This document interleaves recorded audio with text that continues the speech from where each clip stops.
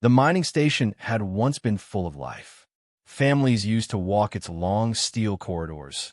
Children used to laugh in the artificial gardens, and workers used to fill the air with the noise of machinery.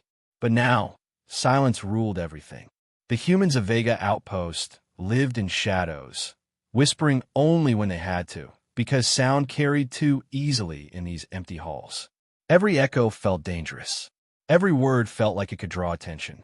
They had been cut off from Earth for more than a year. The aliens had destroyed the main relay satellite that connected the colony to the human fleet. At first, the people believed Earth would send reinforcements quickly. But days turned into weeks, and weeks into months, and nothing came. Only the enemy came, patrolling warships that drifted past the shattered mining fields like sharks circling wounded prey. Food was scarce. Supplies had grown thinner with every passing month. The hydroponics bays that once grew vegetables were half dead, the oxygen scrubbers in need of repair. But the people endured, living inside the ruins of what used to be their home. Hope was the only thing keeping them alive now. Inside one dimly lit room, a father sat on the cold floor, repairing a broken oxygen mask. His daughter, no more than 7 years old, sat beside him with wide eyes. She did not speak at first. She just watched the stars through a crack in the broken ceiling panel. The blackness of space felt endless to her, too heavy for a child to understand. Finally, she broke the silence. "Will they ever come for us?" she whispered. The father froze. He wanted to tell her yes. He wanted to give her the warmth of certainty. But his throat tightened. Instead of answering, he lifted his eyes to the same stars she was watching. His gaze was heavy, filled with worry, but also with something deeper, something like faith. He did not reply. The silence was his only answer. The girl lowered her head and hugged her knees. The father reached out and touched her shoulder softly, but his hands trembled. Far above them, in the void of space, alien warships drifted. Their black holes absorbed the faint light of distant suns. From the mining station's observation deck, survivors could see them. The enemy never left. It was like they were waiting for something, watching with endless patience. In the control room, the survivors had one working console left. It was old and unreliable, its screens flickering with static, but it was the only eye they had on the universe beyond the station. A man named Clark, the colony's last surviving engineer, spent every night there. He rarely slept. His face was pale, his beard unshaven, and his eyes burned from staring too long at dim screens. He knew their time was running out. Supplies would not last another month. If Earth did not come soon, the colony would vanish into dust. Yet he had no way of calling them.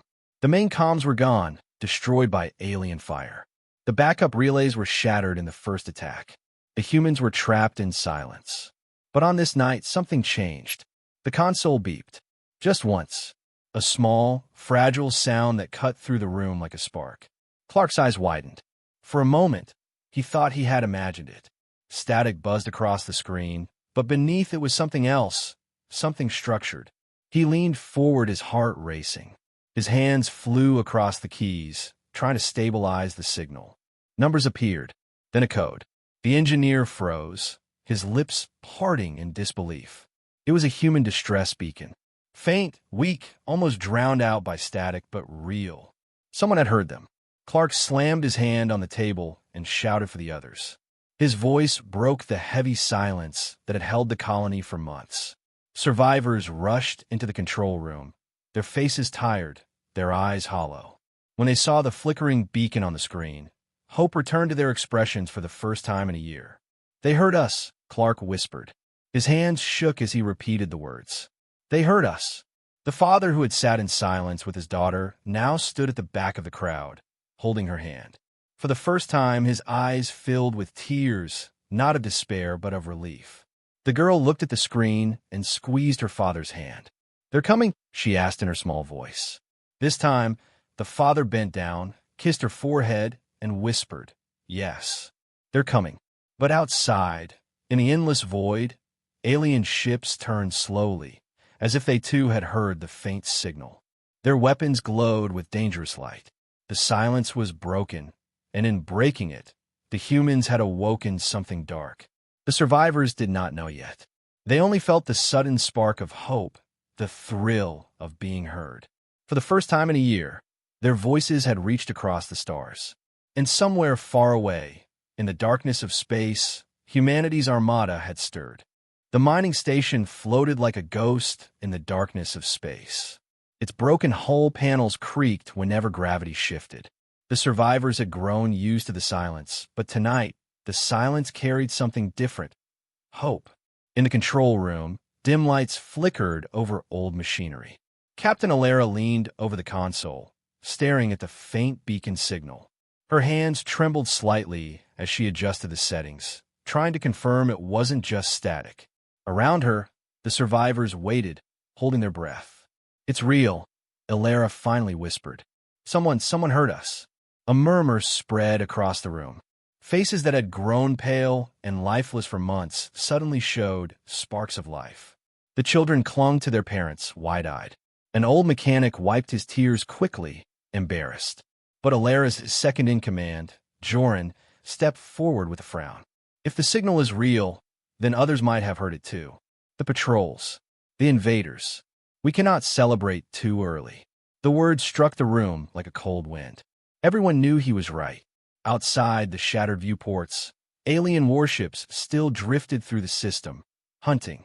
Their sensors swept for any human activity. The survivors had stayed hidden for a year by pretending to be nothing more than wreckage. Lighting up a beacon was like painting a target on their backs. "But if we stay silent, we die here," Alara said firmly. "We have no food left, no medical supplies. The water recycler is failing. The beacon was our only chance." The debate continued in whispers. Hope clashed with fear. Parents asked if they should prepare their children for escape or for hiding. The silence of the station seemed heavier now, filled with the weight of waiting.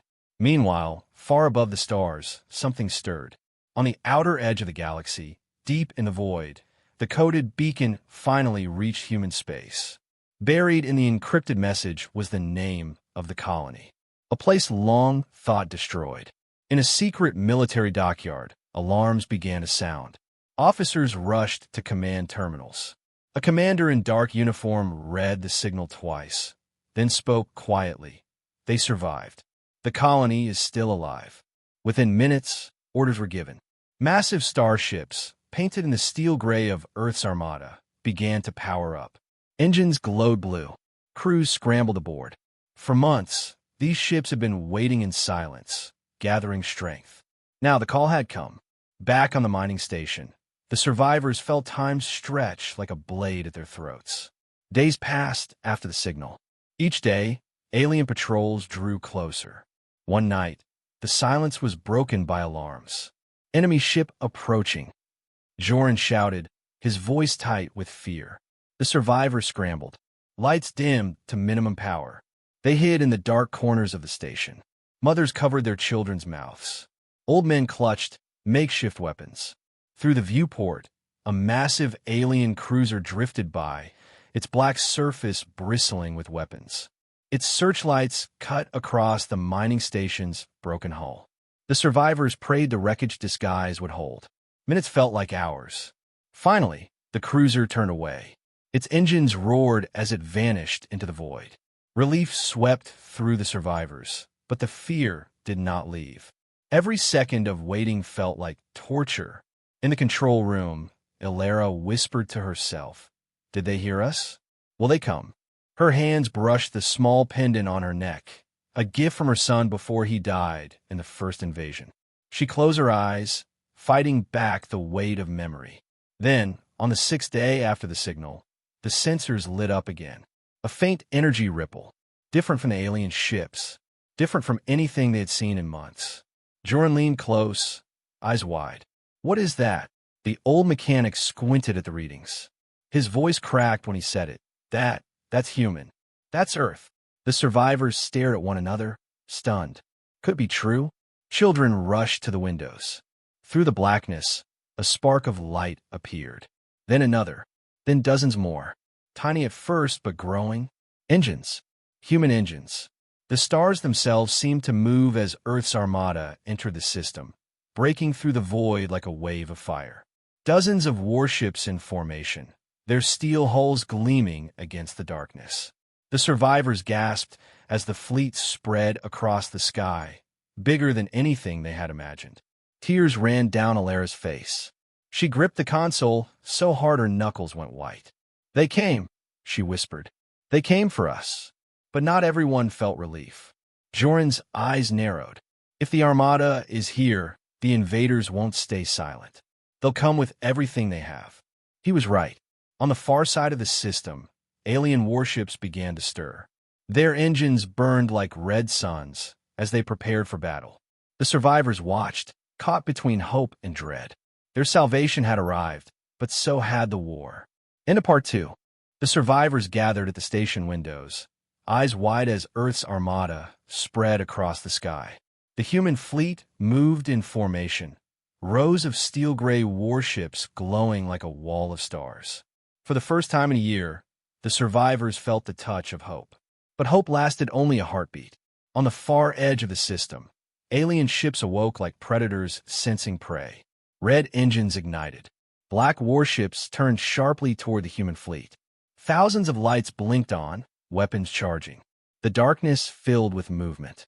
"They're coming," Jorn whispered. His voice was steady, but his eyes betrayed fear. Captain Alara stared at the monitors. Her hand gripped the console, veins standing out under her skin.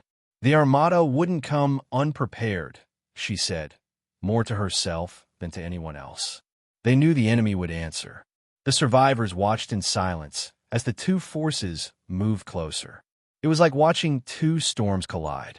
Then the void lit up.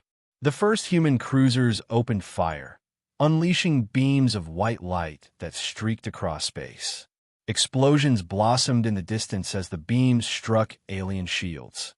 Alien cannons answered, spitting red plasma. Dozens of warships burned instantly. The survivors gasped as the blackness outside their broken station turned into a battlefield. Children clung to their parents. The old mechanic muttered prayers. Alara's heart pounded. She knew what this meant. Earth had risked everything to answer their beacon. And now, the invaders would throw everything back. The battle grew savage. Human destroyers darted forward, firing missiles that split into hundreds of smaller warheads. Alien cruisers countered with beams that cut ships in half. Fragments of burning hulls tumbled through the void. The survivors watched as one human battleship, massive and proud, rammed straight into an alien carrier. The impact was so great the stars themselves seemed to shiver. Both ships vanished in a silent burst of light. Inside the mining station, alarms blared. The shockwaves from the fight were tearing through space, rattling their fragile home. Loose metal groaned. Pipes burst. Survivors rushed to seal compartments before the air leaked away. "This station won't last through the battle," Jorn shouted. Alara turned sharply. "Then we get off this station. We wait for an opening. If the Armada wins, we find a way to signal them again. If they lose," she stopped, unable to finish. The survivors knew what that meant. If Earth's fleet fell, there would be no rescue. Outside, the clash grew even closer. The alien warships pushed forward like a tide of shadows. The Armada fought back with fire and steel. For every human ship that fell, another rammed into the fight, refusing to back down. The survivors cheered when they saw a squadron of sleek Earth fighters tear through enemy lines, weaving and diving with impossible speed. They shouted when one alien cruiser exploded, torn apart from inside by a missile barrage. But then their voices fell silent again. An alien dreadnought, larger than any ship they had ever seen, entered the battle. Its hull was blacker than space itself, its engines glowing with red fury. It fired once, and 3 human ships disintegrated. It fired again, and the void burned crimson. The survivors watched in horror. "God help them," the mechanic whispered. But the Armada did not retreat. The human flagship, a colossal vessel named Resolute, charged forward. Its cannons blazed with white fire. Its shields shimmered under enemy blasts. Alara's eyes filled with tears as she watched it stand against the alien dreadnought, refusing to yield. The survivors could only watch, powerless, as giants clashed before their eyes. Then, suddenly the battle shifted. A ripple of static crackled through the mining station's comms. The survivors froze. A voice, faint but unmistakably human, echoed through the static. "Station survivors, this is Earth Armada. We read your signal. Hold your position. We are coming." The survivors erupted in cries of joy. Tears, laughter, disbelief. After so long in silence, hearing a human voice felt like a miracle. But the message was cut short by a violent explosion outside. The alien dreadnought had struck the Resolute, tearing a hole through its hull. The flagship shuddered but held. The battle raged on. Alera's face hardened. "They know we're here now," she said. "The Armada will try to reach us, but so will the invaders." Her words proved true moments later. A smaller alien cruiser broke from the main fight, turning toward the mining station. Its engines glowed red. "They're coming for us!" a mother screamed. Chaos spread through the survivors. Some ran to hide deeper in the station. Others clutched makeshift weapons, ready to fight though they knew they could not win. Alera slammed her hand on the console. "Prepare for boarding. We hold them off until the Armada reaches us." Joran looked at her like she was mad. "With what? We have no guns, no shields, nothing but rust and courage." "Then courage will have to be enough," Alera answered. The alien cruiser drew closer, its weapons charging. The survivors huddled in the dark corridors of their broken home, waiting for the storm to break upon them. Outside, the battle for the galaxy raged on. In Part 3, the mining station trembled as the alien cruiser drew closer. Its red engines glared like demon eyes in the void. Survivors gathered in the narrow corridors, gripping pipes, tools, anything that could be used as a weapon. Fear spread like smoke, but so did something else, defiance. Captain Alera stood at the center, her voice steady despite the quake of metal around them. "Listen to me. They think we're broken. They think we'll kneel. We will not. If this is the end, then let them remember humans do not die quietly." Her words tightened jaws, steadied hands. Even the children, wide-eyed and trembling, held on to their parents with fierce determination. Then came the sound. A deep, grinding thud echoed through the station as the alien cruiser locked onto their hull. Steel groaned. Bolts screamed. The air filled with a low hum as the invaders burned a hole into the station. Joran's eyes darted to Alera. "They're cutting through." "Then we hold this corridor," she said. The survivors formed a ragged line. Some carried welding torches. Others had sharp pieces of broken steel. The mechanic, old and gray, hefted a hammer like it was an ancient sword. The first breach exploded inward. Smoke and sparks filled the passage. Out of the darkness stepped figures, tall, armored, and monstrous. Their black suits gleamed with alien technology. Their eyes glowed with red light. The survivors froze for a heartbeat. Then Alera shouted, "Now!" The corridor erupted. Welding torches flared, throwing blinding light. The survivors hurled pipes, rocks, anything they could grab. The first alien stumbled as Joran swung a steel beam into its helmet, sparks flying. Another alien raised a weapon, only to be tackled by two miners who drove it into the wall with sheer desperation. The invaders roared in their guttural tongue. Red plasma bolts scorched the corridor walls. Screams mixed with the smell of burning metal. The survivors fought like cornered wolves. Alera grabbed a fallen alien weapon. It was heavy, alive almost, humming in her hands. She aimed at the second breach and fired. A bolt of searing energy tore through the air, striking one alien in the chest. The body collapsed, armor smoking. The survivors cheered. For the first time, they saw blood drawn. But the enemy pressed harder. More soldiers poured through the breach, forcing the humans back. The corridor lit with fire and death. A mother fell with a scream, her child pulled away by trembling hands. The mechanic swung his hammer until his arms gave out, then fell beneath a storm of red light. Still, the humans fought on.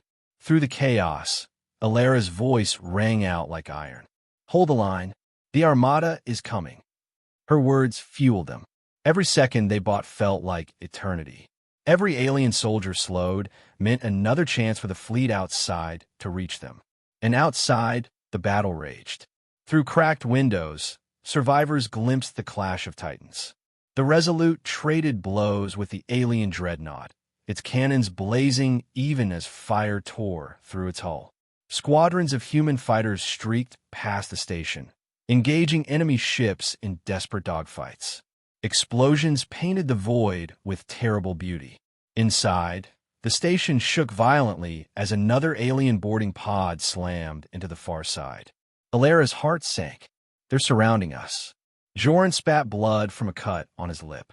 Then we break through. We can't hold forever. The survivors, bloodied and exhausted, looked to Alera. Hope flickered in their eyes, fragile as candlelight.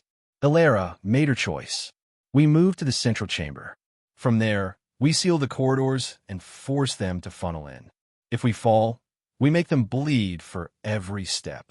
The survivors retreated in a desperate rush, dragging the wounded, carrying children. The aliens advanced behind them, their red eyes cutting through smoke. In the central chamber, a vast mining bay once filled with ore and machines, the survivors set their trap. They overturned crates, sealed doors, and lit torches for blinding flashes. The miners took positions on the high scaffolds, steel rods ready to drop. Mothers and children hid in the shadows, whispering prayers. The first wave of aliens burst in. The bay exploded with chaos. Torches flared, pipes swung, beams fell from the scaffolds. Humans leapt from the shadows with primal fury. For a moment, the invaders faltered, surprised by the ferocity of unarmed survivors. But then the counterattack came. Alien rifles unleashed hellfire.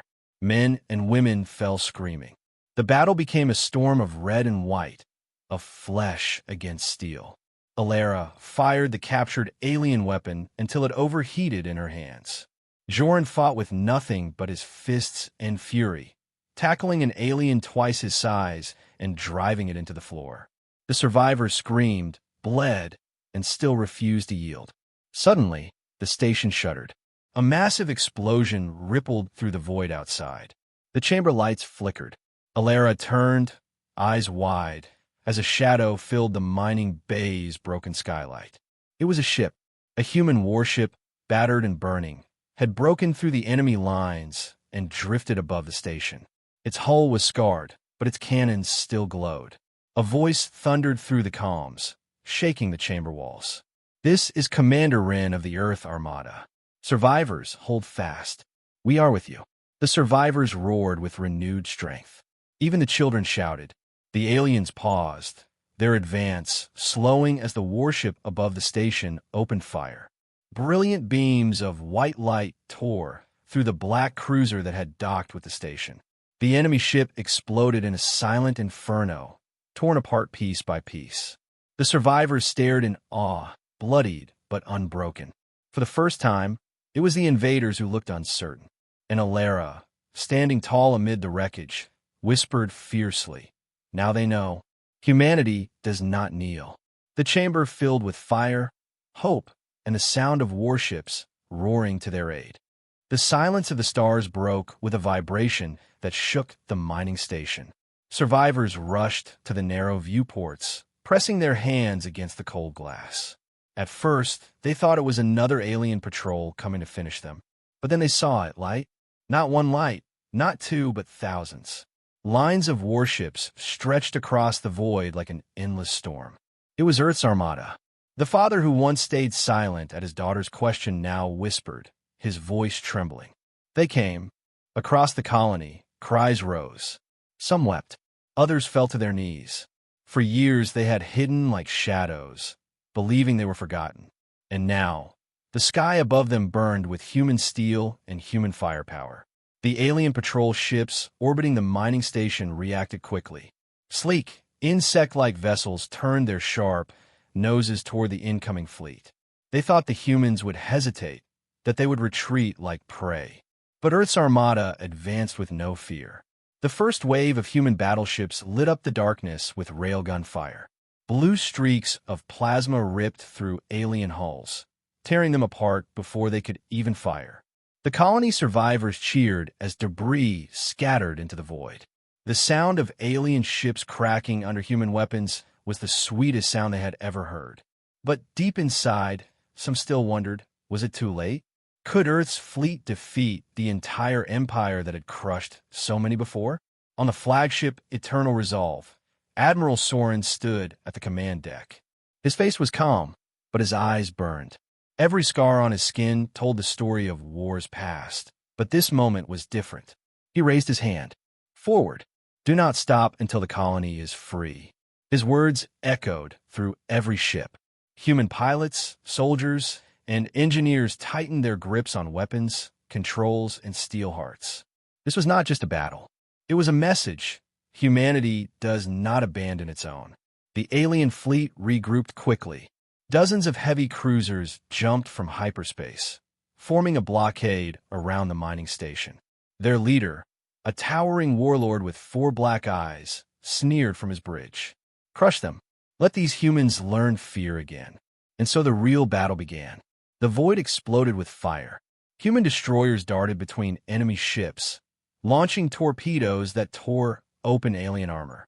Massive carriers released swarms of drones that shielded the colony from stray fire. Alien cruisers responded with beams of searing light, cutting through space like blades. Dozens of human ships vanished in seconds, their hulls melting into glowing fragments. Inside the mining station, the survivors clutched each other as shockwaves rattled the walls. Children cried. Adults whispered desperate prayers. Every explosion outside felt like it could be the end. But every time they looked through the viewports, they saw human ships holding the line. The father pressed his hand against the glass, whispering to his daughter, "Do you see? They fight for us." The girl's eyes widened. She had never seen so many ships, never seen such power. In her heart, hope flared brighter than fear. Back on the Eternal Resolve, Admiral Soren watched as alien reinforcements poured in. He knew this battle was not only for one colony. It was for every human outpost across the stars. If they failed here, hope would die everywhere. He leaned forward and gave the order that would change history. Activate the Vanguard. From the depths of the fleet, a new formation emerged. Colossal ships, each the size of cities, moved into position.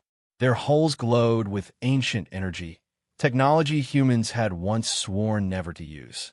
But today was different. Today's survival demanded everything. The aliens saw the shift too late. The Vanguard opened fire. Rivers of white plasma lanced across space, cutting through alien cruisers like knives through paper. Whole sections of the enemy blockade disintegrated in burning silence. The alien warlord roared in rage as his ships fell, one after another, to human firepower. Still, the aliens did not retreat. They fought harder, screaming through their comms, determined to bury the humans beneath numbers. The battle stretched for hours. Both sides bled metal and fire into the void. But slowly, humanity pushed forward. Step by step, blast by blast, they forced open a path to the mining station. Inside, survivors watched as the largest human ship hovered above them, its massive cannons glowing. It fired once, twice, 3 times. The alien battleships blocking the station exploded, their fragments drifting like dying stars. The survivors screamed with joy, their voices echoing through broken halls. And then came the moment they had waited for. Dropships descended from the Armada, landing on the ruined docking bays. Doors hissed open, and armored human soldiers poured out, weapons raised. "Secure the survivors," a soldier shouted. Tears flowed freely as families rushed to embrace their rescuers. Children clung to armored legs, their faces glowing with awe. For the first time in years, they were not alone. Admiral Soren's voice boomed through the comms, heard by every survivor. "This is Earth's Armada. You are not forgotten. You are not alone. Humanity stands with you." The words struck deeper than any weapon. In that instant, the survivors knew this was not just rescue.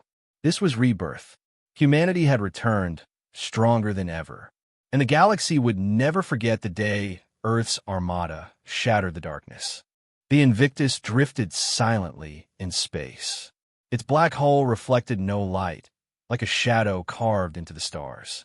The Arcani survivors had fled, their fleets shattered, their pride broken. But the Terran warship did not chase them. It did not need to. The message had already been sent. In the command chamber of the Arcani Senate, silence reigned. The holoscreens still showed the wreckage of their destroyed fleet, the glowing outline of the Terran ship standing alone. The High Chancellor's voice cracked as he spoke. One ship destroyed our entire armada. An elderly senator, scales pale with age, leaned forward. His voice trembled, but it carried the weight of memory. I told you this day would come, he whispered.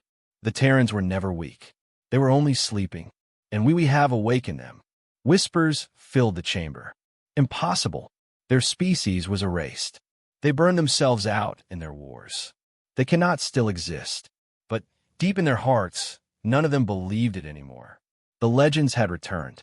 Meanwhile, aboard the Invictus, Captain Holt stood before a glowing console. His crew worked in silence, fear and awe written across their faces. Status of the reactor? Holt asked. Stable, the engineer replied. Energy levels beyond anything we've seen before. It's like the ship is alive. Holt's gaze lingered on the strange, pulsing light that flowed through the walls. The Invictus was not just a warship. It was something more, something older, something waiting. In the archives of humanity, long before the fall of Earth, ships like the Invictus were built as guardians. They were called Sentinels. Each Sentinel held within it not only weapons but memories, databases of human history, strategies, and the recorded minds of old commanders. They were not merely machines of war. They were vessels of humanity itself. And this one had just awakened. The first officer, Lieutenant Arya, broke the silence. Sir, the galaxy has seen us now. What happens when they realize the ship is not alone? Holt's eyes narrowed. He spoke softly, almost to himself. Then they will remember what it means to face humanity. Across the stars, fear spread faster than light. Merchants closed their trade routes. Frontier colonies locked down their ports. Pirate bands abandoned raids and fled into deep space. Everywhere, the same words were spoken in hushed voices. The Terrans are back. On some worlds, people cheered. Old species who had once fought alongside humans whispered with hope. On others, rulers panicked, knowing their empires had been built on the assumption that Terrans were gone forever. Now, the foundation of their power cracked. On a hidden world, deep within a nebula, a secret meeting took place. Alien leaders gathered in shadows, far from prying eyes. A Caloran warlord slammed his fist against the table. We must unite before it's too late. If one ship can do this, what will happen when their fleets rise? A Cerati priest hissed in fear. The old prophecies warned of this.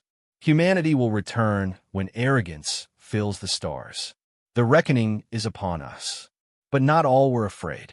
A young Valari commander leaned forward, his silver eyes bright. Maybe this is not the end.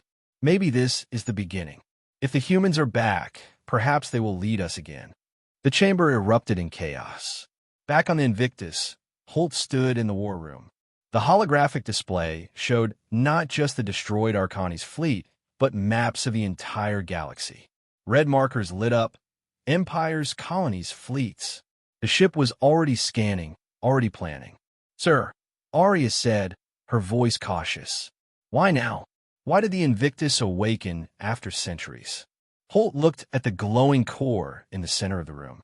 The pulsing light seemed to respond to his gaze, almost as if it was aware.